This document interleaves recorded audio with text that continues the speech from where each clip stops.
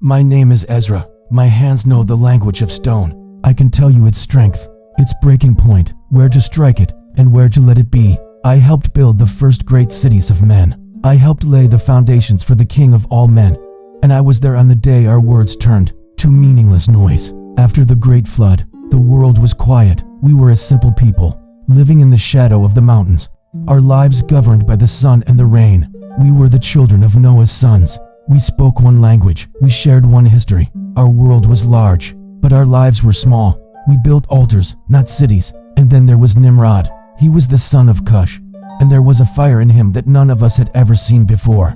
The rest of us hunted for food. Nimrod hunted for sport, for glory. He didn't just stalk beasts, he mastered them. He didn't just lead other hunters, he commanded them. A saying began to spread through the settlements, like Nimrod, a mighty hunter before the Lord. I was a young man then, learning my trade. I saw how the other men looked at him with a mixture of fear and adoration. He offered them something more than just survival. He offered them strength. He offered them a name. His ambition could not be contained by the hunt. Come, he said, his voice a drumbeat that stirred the heart. Let us build ourselves a city.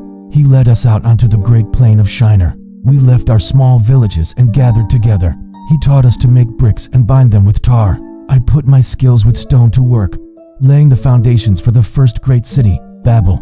For the first time, we were not just a collection of families. We were a workforce, a nation, and Nimrod was our king. But his city was not enough. One day, Nimrod gathered us and pointed to the heavens. Come, he declared, let us build a tower with its top in the sky, and make a name for ourselves, lest we be scattered over the face of the whole earth. A shiver went down my spine. The elders had always taught us that our name was given by God. Nimrod wanted us to make our own name. He wanted to build a stairway not to God, but in place of God. I laid the stones. My hands helped raise that tower higher and higher. Every day it climbed, a great brick finger pointing defiantly at the sky. A shadow began to fall over the land, the shadow of our own creation. We were proud. We were unified. We believed we were the masters of the earth. We had forgotten the humility our grandfathers learned on the waters of the flood. The day it ended began like any other. The sun was hot. The work was hard.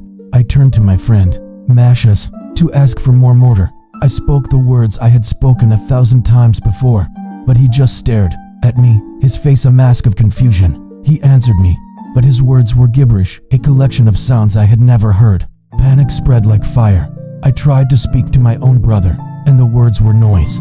He looked at me, as if I were a foreigner, a madman.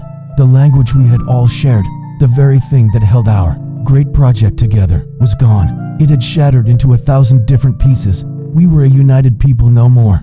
We were a crowd of strangers, babbling in the shadow of our own pride. We scattered. We had to. We could no longer build together, so we wandered apart, seeking those who sounded like us. The great Tower of Babel, built to make a name for ourselves and keep us together, became the reason we were scattered across the face of the earth. I still know the language of stone. It does not change. But I learned a lesson from the man who commanded me. Pride builds a high tower, but it has no foundation. And when it falls, the silence is deafening. If you enjoyed this story, subscribe for more stories from the Bible.